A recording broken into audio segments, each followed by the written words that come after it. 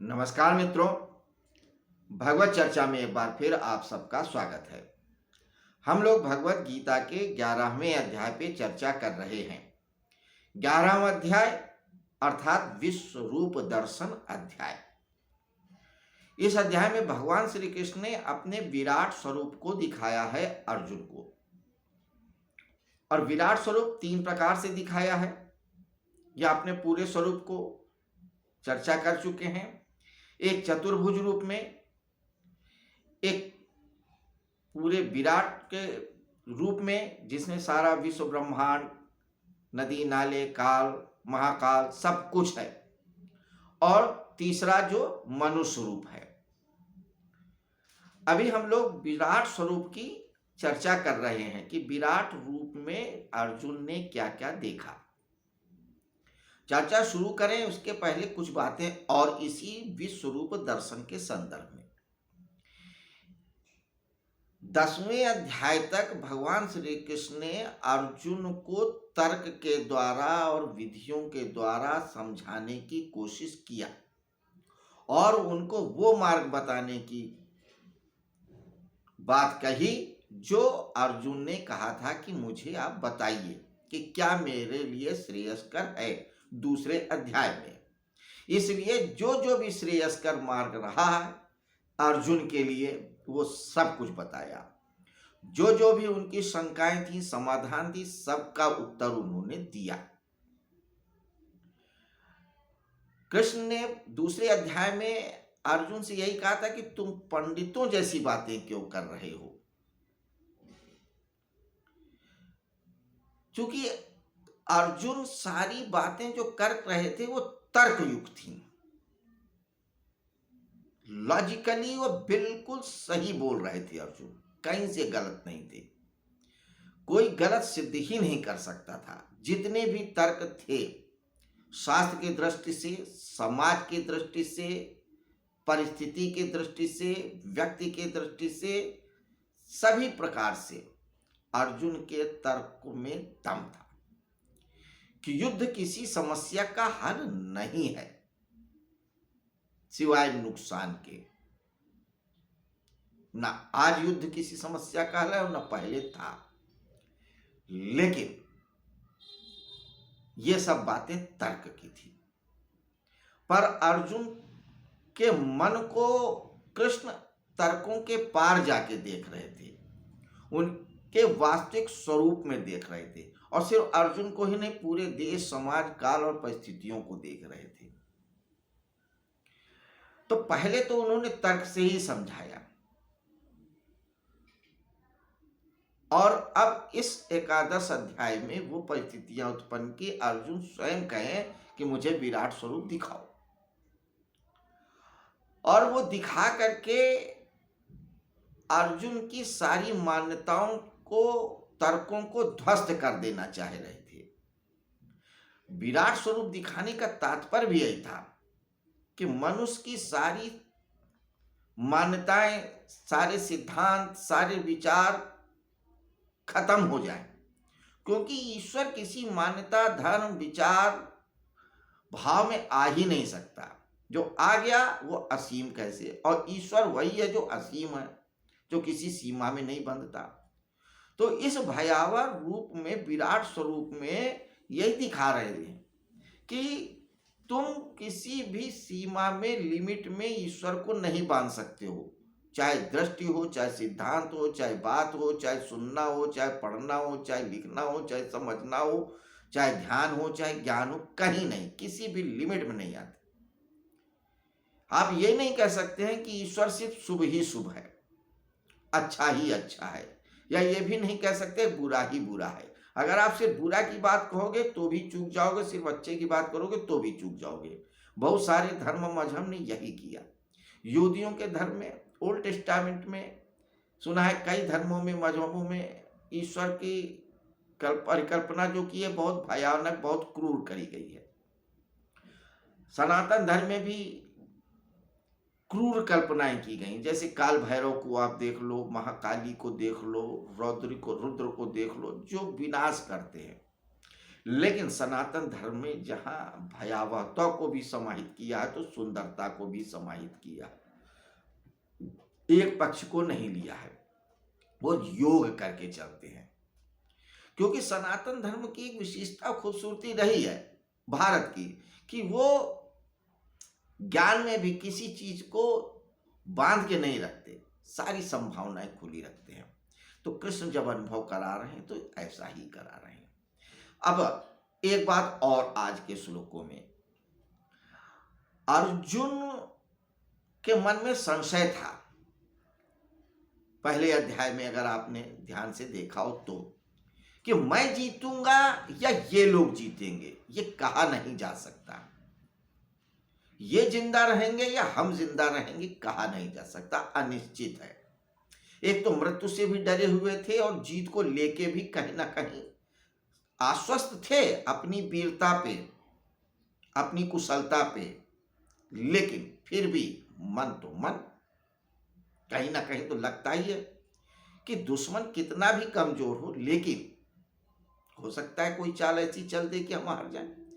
तो वो जो मृत्यु का डर था, चाहे अपनों का हो चाहे परायों का हो, हालांकि वहां तो सब अपने ही थे, तो उस बात का उत्तर भी अब यहीं पे मिल रहा है उस विराट स्वरूप में। तो इन दो श्लोकों में उस प्रश्न का भी उत्तर कहीं ना कहीं छिपा हुआ है। तो क्या छिपा है, कैसे छिपा है, आइए श्लोक को देखते हैं, फिर चर्चा करेंगे। श्लोक कहता है 26वां और 27वां, दो श्लोक पे चर्चा करेंगे। अमी चा त्वाम धृतराष्ट्र पुत्रा सर्वे सह वाव निपाल संज्ञय भीष्मो द्रोणासूत पुत्र तथा सौ महास्मदी वैर अपि योध मुख्य वक्त्राणि ते त्वरमाणा विसंति दृष्टांकरालानि चा भयानकानि केचिद्दल्लग्न दशनांतरेषु संदृश्यन्ते चूर्णितै रुतमांगे। हिंदी में अर्थ, हमारे पक्ष के मुख्य मुख्य योद्धाओं के सहित, अर्जुन क्या देख रहे हैं, हमारे पक्ष के मुख्य मुख्य योद्धाओं के सहित भीष्म द्रोण और कर्ण भी आप में प्रविष्ट हो रहे हैं। आपका जो विशाल मुख है जिसमें से अग्नि निकल रही है, उसमें मेरे ही पक्ष के नहीं, कौरवों के भी पक्ष के जो मुख्य मुख्य योद्धा हैं उनको तो मैं देख ही रहा हूं, चाहे भीष्म हो, चाहे द्रोण हो, और चाहे सूतपुत्र कर्ण हो, ये सब आपके मुख में प्रविष्ट हो रहे हैं। राजाओं के समुदाय सहित धृतराष्ट्र के ये ही सब के सब पुत्र आपके विकराल दाढ़ों में, भयंकर मुखों में बड़ी तेजी से प्रविष्ट हो रहे हैं। कई एक तो चूर्ण हुए सिरों सहित आपके दांतों के बीच में फंसे हुए हैं। ये एक तरीके से आप कह सकते हैं अलंकारिक वे में बता रहे हैं भगवान वेदव्यास। जब देखा होगा कि मृत्यु के मुख में सब जा रहे हैं, तो उस चीज का वर्णन भगवान वेदव्यास जो करवा रहे हैं वो इस तरीके से करा रहे हैं अलंकारिक। ऐसा लग रहा है कि चाहे भीष्म हो, चाहे द्रोणाचार्य हो, कर्ण हो, या और भी सारे चचेरे ममेरे भाई हों, राजाओं की सेनाएं हों, कई राजाओं की सेनाएं उसमें लड़ रही थी, सब के सब आपके मुख में प्रविष्ट हो रहे हैं बड़ी तेजी से, पता नहीं कहाँ चले जा रहे हैं। और अभी बहुतों को तो मैं आपके दांतों के बीच में फंसे हुए फड़फड़ाते हुए देख रहा हूं। तात्पर्य है कि हे कृष्ण, आप ही सब कुछ हैं, आप इतने बलशाली कि एक साथ सबको अपने मुख में चबा डाल रहे हो, खत्म कर दे रहे हो, समाप्त कर दे रहे हो। आप कालों के भी काल, महाकाल भी हो, विशाल तो हो ही। तो ये क्यों दिखा रहे हैं? अर्जुन को नहीं दे, अर्जुन स्वयं अपने आप को नहीं देख पा रहे हैं, लेकिन बाकी सबको काल के मुख में जा रहे थे, देख रहे हैं। ये भी अध्यात्म की गहरी उलझी हुई गुत्थियों में है। ज्ञाता गे ज्ञान, अंत में क्या बचता है? ज्ञाता गे ज्ञान, यानी जानने वाला, नोअर, दृष्टा। देखने वाला, जो जानता हो, क्योंकि सब कुछ चैतन्य है। इसलिए कोई व्यक्ति अपने शरीर को मरता हुआ देख सकता, खुद को मरता हुआ कोई देख ही नहीं सकता, जान ही नहीं सकता है, अनुभव ही नहीं होता। किसी भी धर्म में, ग्रंथ में कहीं भी पढ़ लो तो आत्मा की मृत्यु की तो बात होती ही नहीं है। कहीं किसी ने भी कहा है कि आत्मा मरता है, विलीन होता है परमात्मा में, लेकिन विलीन हो गया तो वो भी जिंदा ही है ना, किसी रूप में, परमात्मा के रूप में जिंदा।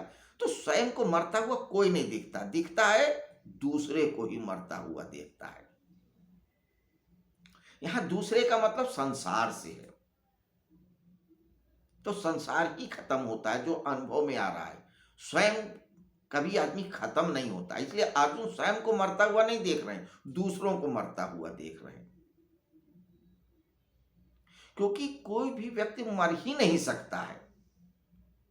व्यक्ति के अंदर आत्मा नामक जो पदार्थ है, जीव है, जो कुछ भी आप कह सकते हो, तत्व है, वो तो मरता ही नहीं है ना, वो तो अजर और अमर है।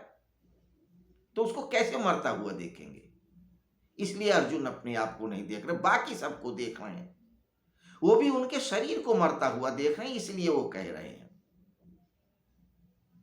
कि वो शरीर से प्रविष्ट हो रहे हैं। तो व्यक्ति दूसरे को ही मरता हुआ देखता है, अपने को नहीं देखता है।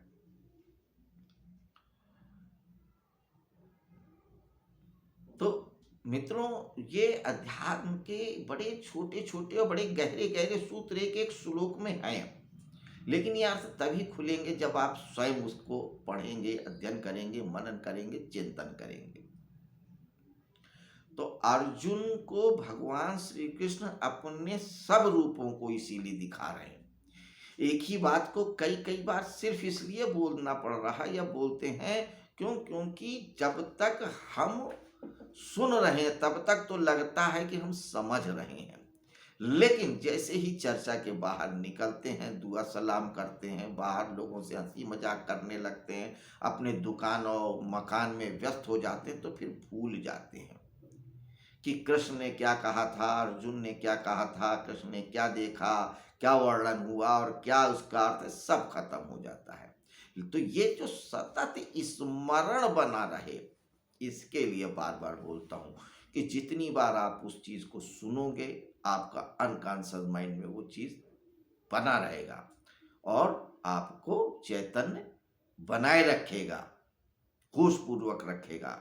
और होश में रहना ही अध्यात्म है। होश में रहना मतलब साक्षी भाव, देखते रहना, जानते रहना, अनुभव करते रहना। तो मित्रों, ये थे आज 11वें अध्याय के 26वें 27वें श्लोक पे एक छोटी सी चर्चा, जिसमें हमने ये देखा कि भगवान श्री कृष्ण अर्जुन को दिखा रहे हैं अपने विराट स्वरूप में कि कौरव पांडव के सभी योद्धा एक के एक, काल के गाल में समाप्त होते जा रहे हैं। तो अर्जुन, तुम्हें मृत्यु से डरने की कोई जरूरत नहीं। ये सब व्यक्ति मुझी को प्राप्त हो रहे हैं, उस परम गति को ही प्राप्त हो रहे हैं। कहीं कोई नाश नहीं हो रहा है, कहीं कोई नर्क नहीं, कहीं स्वर्ग नहीं। जो कुछ भी है वो सिर्फ किताबों की बातें हैं, पुराणों की बातें हैं, शब्दों की बातें हैं। सत्य सिर्फ यही है कि मैं ही सत्य हूं, वासुदेवा सर्वम। तो तू मेरी शरण में आ और वहीं तेरा कल्याण होगा। यह बात इस अध्याय के 55वें श्लोक में भी कहते हैं और आगे भी कहते हैं। 55वां श्लोक इस अध्याय का आखिरी श्लोक है, उस पे अभी हम लोग पहुंचेंगे, थोड़ा समय लगेगा। अभी हम लोग 27वें श्लोक तक चर्चा कर चुके हैं। नमस्कार मित्रों, फिर कल मिलते हैं इसी समय इसी जगह पर नए श्लोक के साथ चर्चा करते हुए ये जानेंगे कि अर्जुन ने क्या और देखा कृष्ण भगवान के उस दिव्य और विराट स्वरूप में। नमस्कार, शुभ रात्रि।